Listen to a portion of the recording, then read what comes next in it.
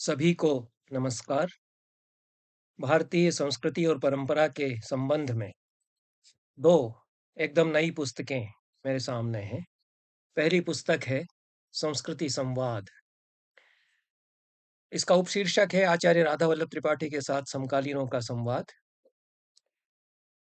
इसका संपादन किया है आचार्य विजय बहादुर सिंह ने। आचार्य विजय बहादुर सिंह हिंदी के प्रख्यात आलोचक, प्रखर विचारक, कवि और समीक्षक हैं। उनका नाम किसी परिचय का मोहताज नहीं। विश्ववाणी पब्लिकेशंस के द्वारा यह किताब प्रकाशित की गई है। इसी महीने छप कर के आई है।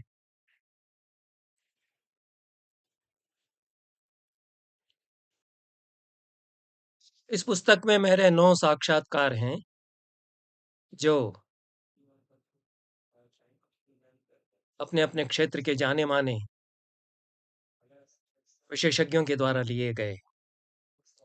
ये पूर्व में आजकल शिक्षा विमर्श, पूर्वग्रह, समालोचन आदि पत्रिकाओं में प्रकाशित हो चुके हैं। साक्षात्कारों में खुलकर बातचीत की गई है और भारतीय संस्कृति, परंपरा, साहित्य और संबंधित विषयों को लेकर बेबाक विचार प्रकट किए गए हैं। यह उचित समझा गया कि इनको एक साथ पुस्तकाकार प्रकाशित कर दिया जाए और आचार्य विजय बहादुर सिंह ने इसे सुसंपादित रूप दिया। साक्षात्कार जिन लोगों ने लिया, जिन लोगों के द्वारा लिए गए, उनमें भाषा के अगम सागर में इस शीर्षक से बलराम शुक्ल का, राधा वल्लभ त्रिपाठी के साथ कुछ इधर की कुछ उधर की इस शीर्षक से कौशल तिवारी का, संस्कृत में नए वातायन और नए द्वार खोलना आवश्यक है इस शीर्षक से भारतेंदु मिश्र का, संस्कृति व सृजन के संकट इस शीर्षक से प्रवीण पंड्या का, शिक्षा और ज्ञान इस शीर्षक से हुमा अंसारी का, काश मेरे लेखन से भी महावाक्यता संभव हो पाती इस शीर्षक से 3 लोगों के द्वारा बलराम शुक्ल, प्रवीण पंड्या तथा अजय कुमार मिश्र, इनके द्वारा लिया गया साक्षात्कार। काम को लेकर हमारी सोच वर्जना मुक्त नहीं है इस शीर्षक से लिया गया मंजरी श्रीवास्तव के द्वारा लिया गया साक्षात्कार। बहुआयामी है मेरा लेखन इस शीर्षक से बनमाली विश्वाल के द्वारा लिया गया साक्षात्कार, जो आधुनिक संस्कृत साहित्य की हिंदी में विमर्श पत्रिका दिक में बहुत पहले प्रकाशित हुआ था। संस्कृति विमर्श इस शीर्षक से स्वयं इस पुस्तक के संपादक आचार्य विजय बहादुर सिंह द्वारा लिया गया साक्षात्कार, जो मूलतः आकाशवाणी के लिए लिया गया था, इसे स्वतंत्र रूप दे करके पुनः संपादित करके यहाँ प्रकाशित किया गया है। क्योंकि ये मेरे साक्षात्कार हैं और इनमें कहीं मेरे व्यक्तिगत विचार हैं, बेबाक विचार हैं, विवादास्पद विचार भी हो सकते हैं। और साक्षात्कार जिन लोगों ने लिया, वे सभी अत्यंत ही प्रबुद्ध व्यक्ति हैं। उन्होंने बहुत सारी बातें मुझसे कहलवा ली हैं और हो सकता है उनमें कुछ विमर्श के योग्य हों।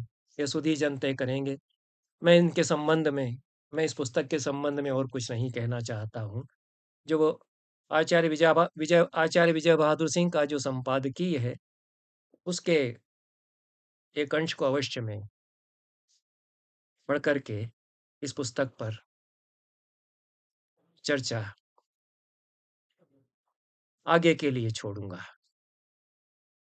विजय बहादुर जी ने लिखा है, संस्कृत के बहुख्यात आचार्य और हिंदी भाषा के सृजनशील नाट्य लेखक और बहुप्रिय यूट्यूबर, संस्कृति विचारक राधा वल्लभ त्रिपाठी जी अब हमारे लिए कोई अपरिचित उपस्थिति नहीं रह गए हैं।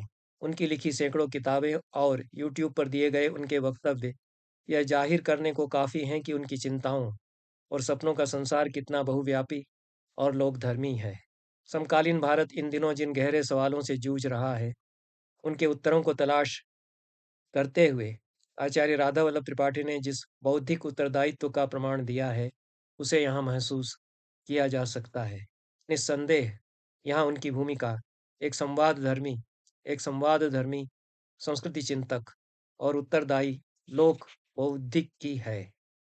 प्रस्तुत पुस्तक में डॉक्टर त्रिपाठी के साथ कतिपय जाने माने लेखकों और जन बौद्धिकों के 9 संवाद संकलित हैं। ये साक्षात्कार पिछले 20-25 वर्षों में विभिन्न पत्रिकाओं में प्रकाशित होकर चर्चित होते रहे हैं। अब इनके एकत्र प्रकाशन से त्रिपाठी जी की सोच और समझ के विविध पक्ष एक साथ समझे और जाने जा सकेंगे। संस्कृत साहित्य और भारतीय परंपरा संबंधी उनकी समझ से भी पाठक परिचित हो सकेंगे। डॉक्टर त्रिपाठी से संवाद करने वाले प्रायः बाद की पीढ़ी के युवा और तेजस्वी विद्वान हैं, जिन्होंने राधा वल्लभ जी को अपने सवालों से कुरेदा और परिणामस्वरूप कई स्थलों पर खरी खरी बातें उनसे कहलवा ली हैं। इस प्रक्रिया में साहित्य और संस्कृति से जुड़े कई अहम सवालों से रूबरू होते हैं और एक संवेद चिंतन अपनी इच्छित परिणति पा सका है। इन संवादों में त्रिपाठी जी परंपरा के एक व्याख्याकार के रूप में सामने आते हैं और परंपरा के संस्कारक के रूप में भी। निरर्थक हो चुकी रूढ़ियों और औपनिवेशिक मानसिकताओं पर उन्होंने यहाँ जमकर प्रहार किया है। संवादकर्ताओं ने उनकी रचनात्मक और समालोचनात्मक प्रवृत्तियों की यहाँ बखूबी परख की है। डॉक्टर बलराम शुक्ल ने उनकी चिंतन प्रणाली को प्रतिस्रोतोगमन धारा के विपरीत चलकर समानांतर धाराओं की खोज की संज्ञा दी है। डॉक्टर त्रिपाठी यहाँ संस्कृत कविता की लोकधर्मी परंपरा की बात भी करते हैं। वे संस्कृत और इस्लाम के अंतर संबंधों को भी तलाशते हैं और दारा शुकोह जैसे सूफी दार्शनिकों का पुनराविष्कार भी वे करते हैं। राधा वल्लभ त्रिपाठी एक और परंपरा और आधुनिकता के बीच तो दूसरी ओर संस्कृत और विभिन्न भारतीय भाषाओं के साहित्य के बीच सेतु के रूप में जाने जाते हैं। इन संवादों में वे अपने आप को निरंतर अद्यतन बनाने वाली परंपराओं पर बात तो करते ही हैं, संस्कृत साहित्य के साथ संपूर्ण भारतीय साहित्य और उसकी परंपरा पर भी दृष्टिपात करते हैं। यह आरंभिक बड़ा अंश विजय बहादुर जी के संपादकीय का है। दूसरी पुस्तक जो अपेक्षाकृत मोटे आकार की है और उतनी महत्वपूर्ण भी है, वह अवधेश प्रधान की पुस्तक है। परंपरा की पहचान इस पुस्तक का नाम है। प्रलेख प्रकाशन से यह इसी वर्ष प्रकाशित हुई है। प्रलेख प्रकाशन दिल्ली, उसने इसको प्रकाशित किया है। 702 J50 global city, Virar west, Mumbai 401-303 Maharashtra, यह प्रकाशक का पता है। हिंदी के यशस्वी समीक्षक आचार्य डॉक्टर रामविलास शर्मा की स्मृति को यह पुस्तक समर्पित की गई है, जो आचार्य अवधेश प्रधान जी की श्रद्धा का बहुत समुचित विनियोजन है। अवधेश प्रधान हिंदी के जाने माने समीक्षक और हमारे समय के एक श्रेष्ठ आचार्य हैं। वे अदिति हैं।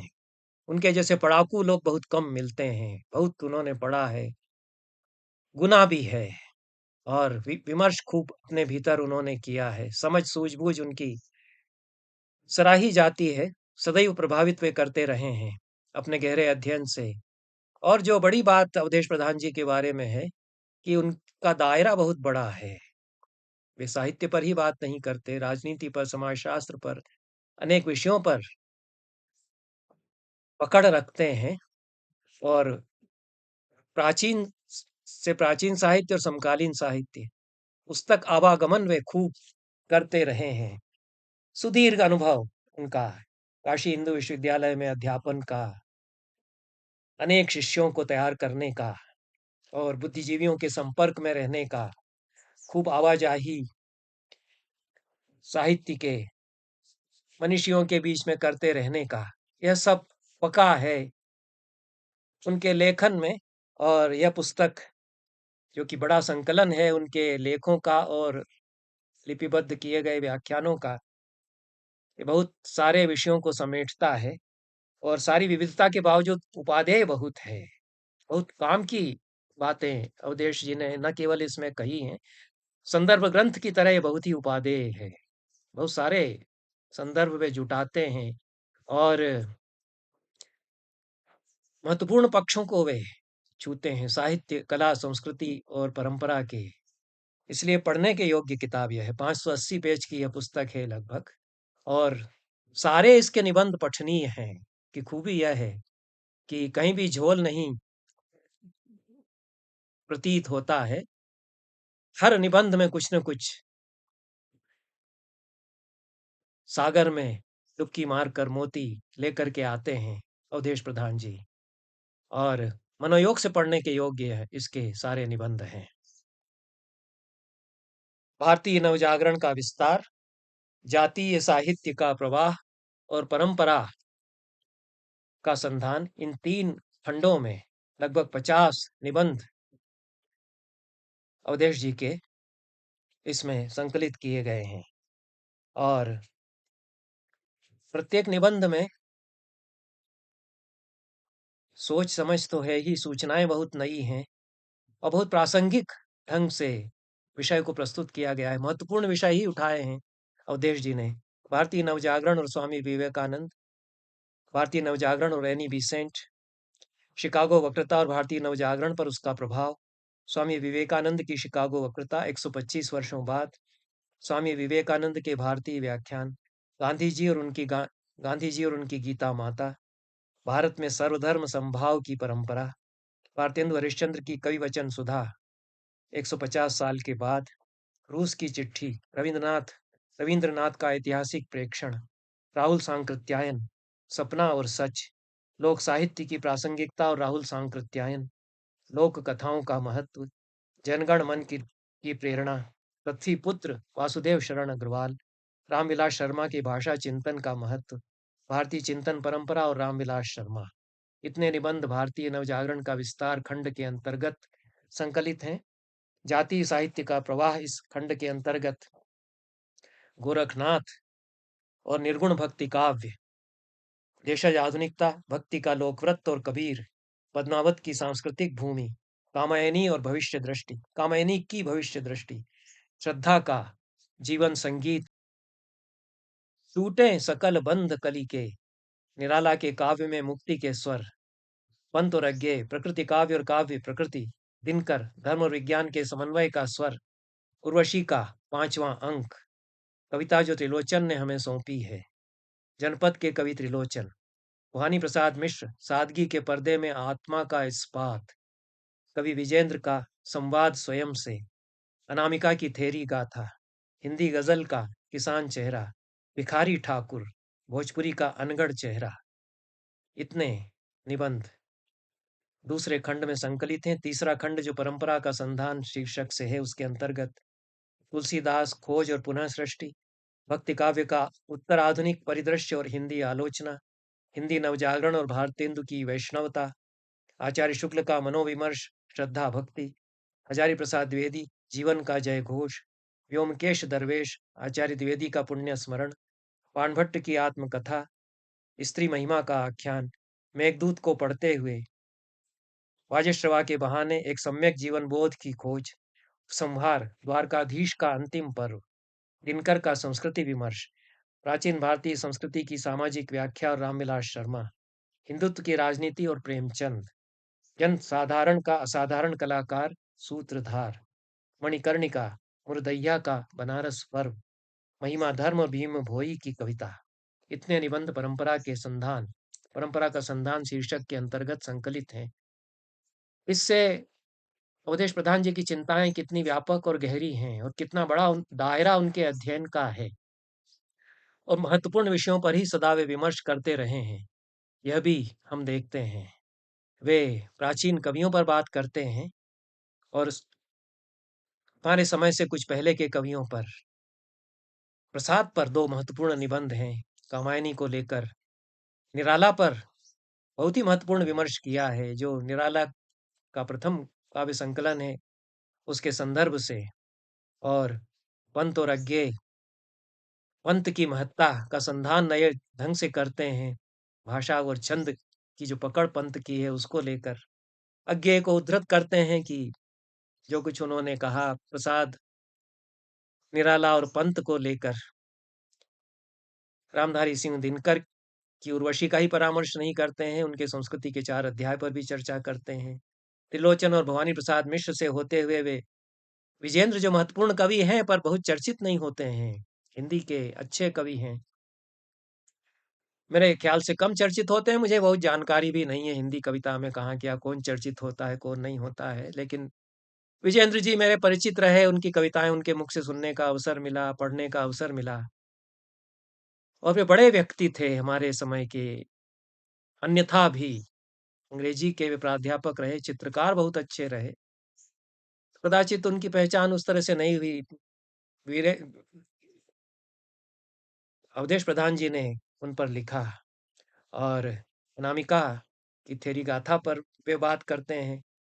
तो प्राचीन से प्राचीन कवियों से लगाकर वे हमारे समय के कवियों तक आते हैं। तुलसीदास पर तो जाने ही जाते हैं अपने विमर्श के लिए। उन्होंने सीता पर पुस्तक लिखी है, जिस पर भी मैंने अन्यत्र चर्चा की है और प्राचीन काव्य, वैदिक काव्य से लगाकर ही वे विमर्श आरंभ करते हैं।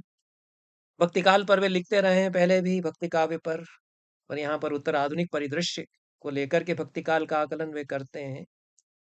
हिंदी के अनेक समीक्षकों पर, महत्वपूर्ण कवियों पर जो धर्म, संस्कृति और अध्यात्म के संदर्भ में चर्चा की गई है, वो अवधेश प्रधान ही उस प्रकार की चर्चा कर सकते थे। ये किताब पढ़ी जानी चाहिए और ध्यान से पढ़ी जाना चाहिए, विशेष रूप से जो युवा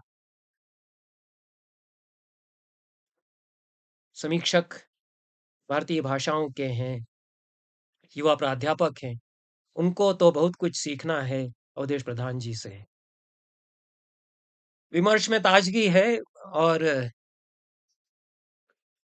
कई निबंधों में बहुत अछूते पक्ष सामने आते हैं हमारे समय के समाज के, जैसे एनी बेसेंट और जवाहरलाल नेहरू के परस्पर परिचय को लेकर के जो बातें अवधेश जी ने बताई हैं, और एनी बेसेंट से थियोसॉफी से परिचय था नेहरू जी का। एनी बेसेंट के प्रति बहुत आदर का भाव उनके मन में था और नेहरू परिवार में एनी बेसेंट का आना जाना था। और एनी बेसेंट ने सिफारिश की तो मोतीलाल जी ने जवाहरलाल को पढ़ाने के लिए एक थियोसॉफिस्ट को रखा शिक्षक के रूप में। और आरंभ में किशोर मन प्रभावित भी हुआ नेहरू का थियोसॉफी की परंपरा से, उसकी विचारधारा से। उसके वे सदस्य भी बन गए। बाद में उससे वे मुक्त हुए, उसके प्रभाव से उससे विरक्त भी हुए, उससे उनका मोहभंग भी हुआ। लेकिन एनी बेसेंट के बारे में बहुत सारी बहुत ही महत्वपूर्ण बातें हैं, उनके व्यक्तित्व के बारे में, उनके अवदान के बारे में, भारतीय राजनीति के को लेकर उनके अवदान के बारे में, और थियोसॉफी में उनका जाना और थियोसॉफी से उनका बाहर आना, इसको लेकर के जो अवधेश जी ने यहाँ बहुत सारे अछूते आयाम इस पूरे 20वीं शताब्दी के दौर के उद्रा अ, उन्मीलित किए हैं, वे अवधेय हैं। खास तौर से विचारणीय है कि इस तरह से एनी बेसेंट भारतीय धर्म और अध्यात्म की तरफ ज़्यादा ज़्यादा से ज़्यादा झुकती चली गई अपने जीवन के उत्तरार्ध में। और उन्होंने तो एक दृढ़ आग्रह भी पाल लिया कि संसार के सारे धर्मों में हिंदू धर्म सर्वश्रेष्ठ है। एक तरफ तो विवेकानंद थे जो कह रहे थे कि सभी धर्म समान हैं और सभी एक ही गंतव्य की ओर ले जाते हैं। दूसरी तरफ एनी बेसेंट हैं, जो कि मूलतः भारतीय नहीं हैं। वो कहती हैं कि हिंदुत्व ही यदि विलीन हो गया, तो भारत जीवित नहीं रहेगा और हिंदुत्व इस पूरे राष्ट्र की परंपराओं में अविभाज्य रूप से खुदा हुआ है। दिनकर भी यह कहते हैं। लेकिन हिंदू धर्म की सर्वश्रेष्ठता को लेकर के आग्रह करती हैं एनी बेसेंट, और वे कहती हैं कि 40 वर्षों के सुगंभीर चिंतन के बाद मैं यह कह रही हूँ कि विश्व के सभी धर्मों में हिंदू हिंदू धर्म से बढ़कर पूर्ण वैज्ञानिक दर्शन युक्त और आध्यात्मिकता से परिपूर्ण धर्म कोई दूसरा नहीं। यह हमारे समय के श्रेष्ठ मनीषियों का जो विमर्श है, हमसे पिछली पीढ़ी के उस या उससे कुछ पिछली पीढ़ी के कुछ हमारे समय के महत्वपूर्ण व्यक्तियों का, मनीषियों का, उसके बारे में अवधेश प्रधान जी बहुत सारे तथ्य जुटाते हैं। और चूंकि काशी में वे रहे हैं, काशी में ही एनी बेसेंट भी रहीं, उन्होंने अपनी संस्था यहाँ बनाई थी, सेंट्रल हिंदू कॉलेज नाम से बनाई थी। तो उनके व्यक्तित्व के भी कुछ अछूते आयाम अवधेश जी ने यहाँ उद्घाटित किए हैं। एक तरफ तो अवधेश जी कहते हैं कि जब वे भारत में साड़ी पहने हुए हिंदू धर्म या भारतीय संस्कृति पर बोलने के लिए खड़ी होती थीं, तो बहुतों को लगता था जैसे साक्षात सरस्वती ही आकाश से उतरकर मंच पर आ गई हों। और किसी संस्कृत के पंडित ने उनको सुनते हुए कह दिया कि सर्व शुक्ला सरस्वती। अपने समय के युगांतरकारी साहित्यकार प्रेमचंद ने उनकी 86वीं जयंती और फिर कुछ ही महीनों बाद उनकी मृत्यु पर अत्यंत प्रशंसात्मक संपादकीय टिप्पणियां लिखी और कहा, यह कोट अनकोट है इसी निबंध में, वे इस शताब्दी की सबसे यशस्वी महिला थीं। अवधेश जी बताते हैं कि प्रेमचंद उनके अप्रतिम व्यक्तित्व से इतना प्रभावित थे कि उन्होंने अपने श्रेष्ठ उपन्यास रंगभूमि में एक ईसाई लड़की सोफिया के रूप में उनके चरित्र की अवतारणा की, जैसा कि उन्होंने अपने एक पत्र में स्वीकार किया। ये प्रेमचंद का वाक्य है। सोफिया का असल मिसेस एनी बिसेंट हैं। ये कलम का सिपाही जो अमृत राय की जीवनी है उससे वे उद्धृत करते हैं। मैंने भी रंगभूमि पढ़ी और कलम का सिपाही भी मैंने पढ़ी, लेकिन मैं इस बात पर ध्यान नहीं दे सका कि एनी बिसेंट प्रेमचंद के लिए कितनी प्रेरणा रही हैं।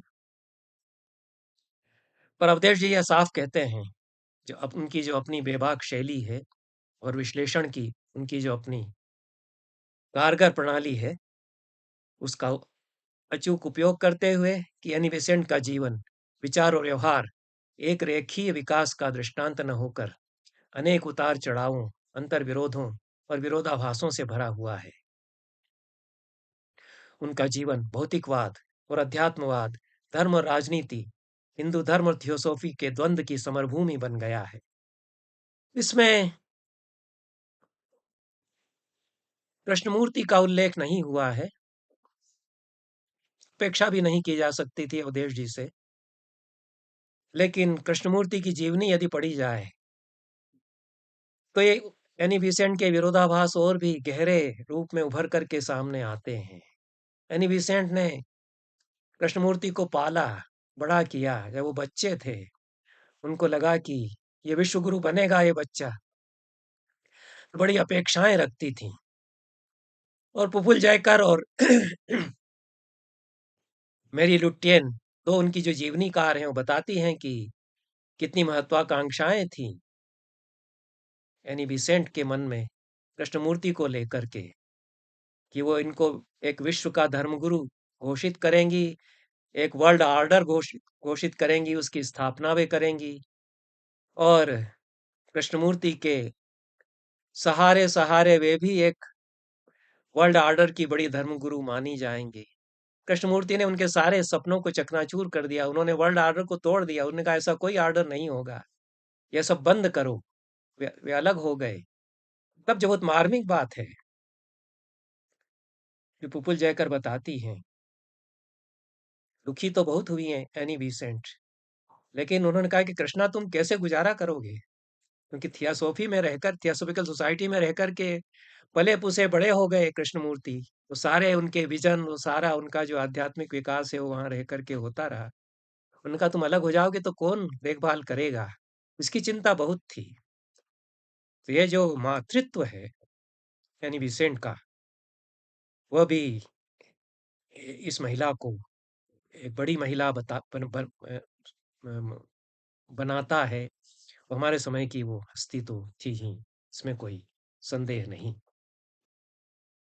कि विवेकानंद पर जो निबंध हैं वो बहुत ही महत्वपूर्ण हैं, क्योंकि विवेकानंद की शिकागो वक्तृता का भारत में क्या प्रभाव हुआ, इसका विश्लेषण अच्छा किया है अवधेश प्रधान ने। उससे भी ज्यादा महत्वपूर्ण यह है कि भारत में लौट करके विवेकानंद ने जो व्याख्यान दिए, शिकागो पहुंचने के पहले विवेकानंद क्या थे, शिकागो में वक्तृता देने के बाद क्या असर उनका हुआ, दुनिया में तो हुआ लेकिन भारत में क्या असर हुआ, और लौटने के बाद उनकी वक्तृताओं का क्या असर हुआ, ये बहुत दिलचस्प है समझना। और इससे भारत क्या कद्र करता है, कैसे कद्र करता है अपनी विभूतियों की, यह भी हम समझ सकते हैं। बाकी जो अवधेश जी कहना चाहते हैं कि नवजागरण में कितना बड़ा योगदान रहा एनी बेसेंट का भी और विवेकानंद का भी, विशेष रूप से विवेकानंद की जो वक्तृताएं हैं उनका कितना बड़ा भारतीय राजनीति में, भारत में हो रही सारी उथल पुथल में योगदान रहा है।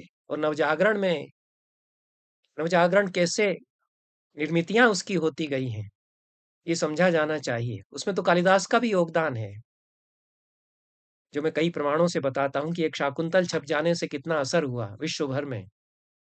उसमें तो गीता के छप जाने का, अंग्रेजी अनुवाद का भी बहुत बड़ा योगदान है। विवेकानंद की शिकागो वक्तृता का भी बड़ा योगदान है। तो नवजागरण जो एक बड़ा फिनोमिना था, एक बड़ा परिदृश्य उससे बना भारत में, उसके प्रकार्य और उसके कारक कितने बहुआयामी थे, यह इसके कुछ निबंधों से हम समझ सकते हैं। कालिदास की कोई चर्चा उन्होंने नहीं की है इस संदर्भ में, न गीता की कोई चर्चा यहाँ है। नवजागरण पर अच्छी बातें उन्होंने की हैं, लेकिन विवेकानंद आदि को सामने रख कर के की हैं। जो अच्छी बात मुझे इस किताब में लगी कि अवधेश प्रधान जी चूंकि संस्कृत के भी अच्छे पंडित हैं, इसलिए सटीक उद्धरण उन्होंने संस्कृत साहित्य से दिए हैं और वो शुद्ध मुद्रित हुए हैं। यह मेरे लिए बड़ी बात है। हिंदी के बहुत सारे समीक्षकों की, जो बड़े जाने माने समीक्षक हैं, किताबें मेरे पास आती हैं और उनको उलट पलटने के बाद फेंक देने की इच्छा होती है, क्योंकि वो बड़े गर्व से संस्कृत के उद्धरण देते हैं, उसमें उनको खुद संस्कृत आती नहीं है, सेकेंडरी सोर्सेज से लेकर के उद्धरण दे देते हैं। वो बहुत ही भ्रष्ट मुद्रित होते हैं, दुर्गत करते हैं ये लोग संस्कृत की और अपमान करते हैं देववाणी का। कोई ध्यान नहीं देता है। मैं तो कहता हूँ, भाई ऐसा क्यों करते हो? और किसी पंडित से दिखवा करके सुधरवा लो, तुमने सेकेंडरी सोर्सेज से समझ करके उद्धृत कर दिया, तुम्हारी संस्कृत नहीं थी ठीक, तुम नहीं सुधार सकते थे। पब्लिशर भी बहुत बड़ा, ना उस पब्लिशर को परवाह है कि शुद्ध छप जाए संस्कृत का उद्धरण, ना उन स्वनामधन्य समीक्षकों को ज्यादा परवाह होती है। क्या करना उनको, उन्होंने संस्कृत का उपयोग कर लिया। पंडितों को एक तरफ छोड़ करके दरकिनार करो, इन लोगों की अब कोई उपयोगिता नहीं रह गई। ये लोग थोड़ा बहुत शुद्ध बुद्ध कराते रहते थे, अब हमको नहीं कराना उनसे शुद्ध। अवधेश जी कदाचित आखिरी आचार्य बच्चे हैं हिंदी में, और फिर दूसरे आचार्य जिन्हें मैं जानता हूँ वो विजय बहादुर सिंह हैं, जिन्हें चिंता इस बात की भी है कि संस्कृत आए तो अपमान न किया जाए सरस्वती का। और बड़े आचार्यों के शिष्य रहने के कारण ये संस्कार बनता है। वहां पर केशव प्रसाद मिश्र थे, रामचंद्र शुक्ल थे, विश्वनाथ मिश्र थे, जहां अवधेश प्रधान रहे, और यहाँ विजय बहादुर जी नंदुलारे वाजपेयी के शिष्य रहे। ये संस्कार भी अब लुप्त हो गए, लेकिन बड़े बड़े समीक्षक तो हैं हिंदी में, चिंतन भी खूब करते हैं, परंपरा को भी समझने की कोशिश करते हैं, लेकिन सेकेंडरी सोर्सेज से करते हैं। उन्हें इस बात पर भी लगभग गर्व ही होता है कि अच्छा हुआ संस्कृत का पल्ला हमने छोड़ा, हमें उद्धरण मिल जाते हैं, हमारे काम के, काम हमारा चल जाता है। लेकिन ये भारत के लिए, भारतीय परंपराओं के विकास के लिए बहुत शुभ स्थिति नहीं कही जा सकती। इसलिए अवधेश प्रधान जी का महत्व है इस सारे परिदृश्य में।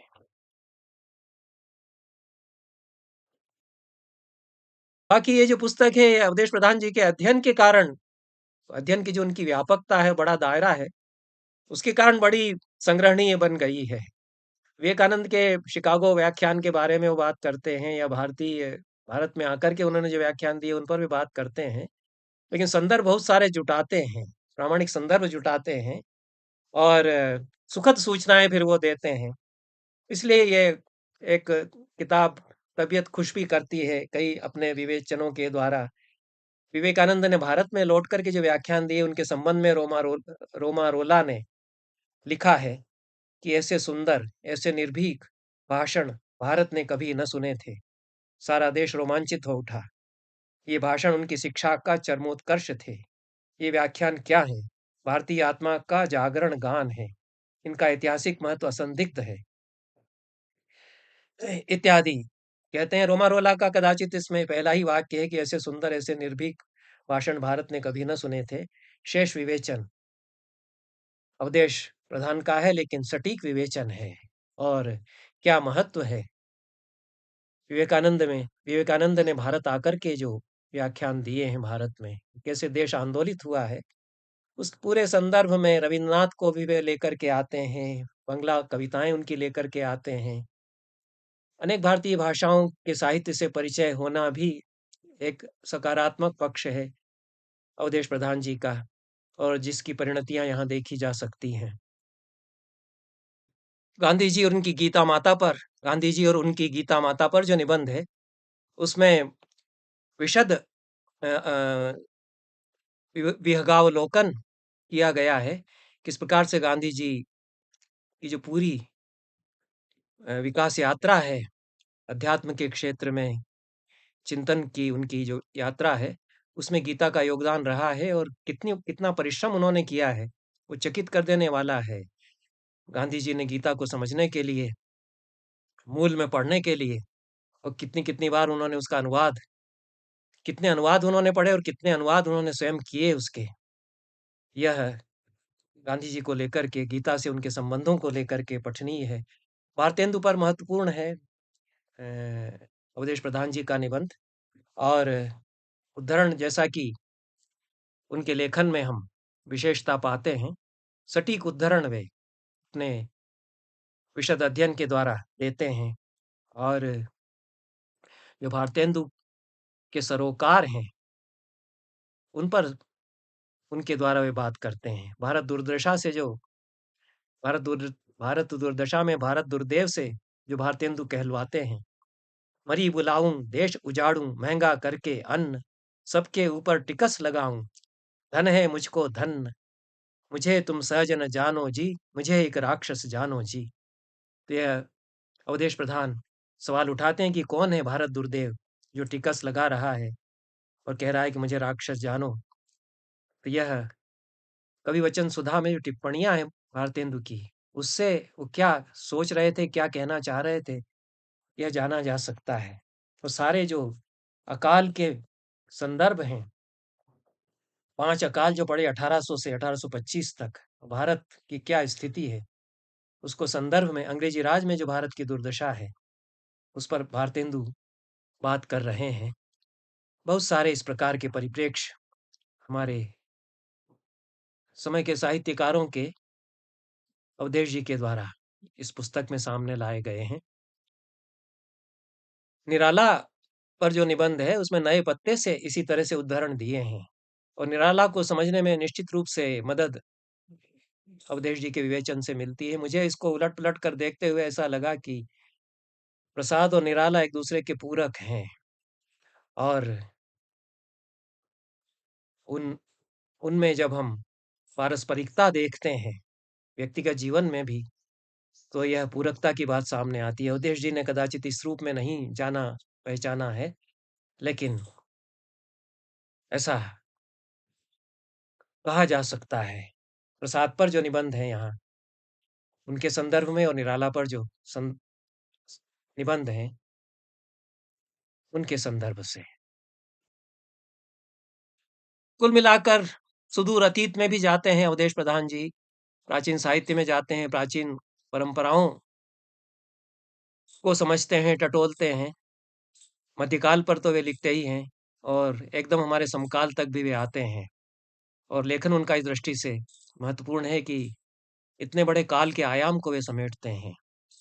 विशेष रूप से भारत में सर्वधर्म समभाव की परंपरा, यह निबंध जो इस पुस्तक में संकलित है, उसमें प्राचीनतम जो परंपराएं हमारी रही हैं और बड़े कवियों के, आचार्यों के उद्धरण देते हुए एक सर्वधर्म समभाव की दृष्टि हमारे यहाँ निरंतर बनी रही। सारे अंतर्विरोधों के बावजूद, सांप्रदायिक विद्वेषों के बावजूद, कहीं-कहीं जो क्लेश, कलह होते रहे, उन सब के चलते हमारे संतों, मनीषियों, विचारकों, दार्शनिकों ने इस तरह से सर्वधर्म समभाव की अवधारणा को पोसा है। उसका इस समय जो पंथ निरपेक्षता की, सेक्युलरिज्म की बात की जा रही है, उसके संदर्भ में क्या महत्व है, इसको वे रेखांकित करते हैं और उसका भी इतिहास वे बताते हैं कि वहाँ जो धर्मनिरपेक्षता, तथाकथित धर्मनिरपेक्षता है, क्योंकि ये सेक्युलरिज्म के लिए यही शब्द रखा जाए कि पंथ निरपेक्षता रखा जाए, इस पर भी चर्चा होती रही है। वह चर्च की निरंकुश शाही के विरुद्ध व्यापक जन असंतोष और विक्षोभ से पैदा हुई थी और हमारी परंपराएं अलग हैं। हमारे यहाँ इस प्रकार की निरंकुश शाही के विरोध में कोई विचार आया हो, ऐसा नहीं हुआ। इसलिए हमारे यहाँ वो उतना समंजस नहीं हो सकता है और चर्च की धर्मसत्ता ने सार्वजनिक जीवन के सभी क्षेत्रों पर अपना वर्चस्व वहाँ इस तरह से जमा लिया कि उसकी टक्कर फिर राजसत्ता के विभिन्न केंद्रों से होने लगी और उसमें फिर इस टक्कर के परिणाम स्वरूप यह जो सेक्युलरिज़्म का विचार आया, उसको फिर विश्व में सब जगह इस रूप में आरोपित नहीं किया जा सकता है और हमारी परंपराओं को भी समझा जाना चाहिए। मैं समझता हूँ कि इस किताब का स्वागत किया जाना चाहिए और इसको साहित्य के जिज्ञासुजन, भारतीय परंपरा और संस्कृति के जिज्ञासुजन पढ़ेंगे। बहुत-बहुत धन्यवाद। नमस्कार।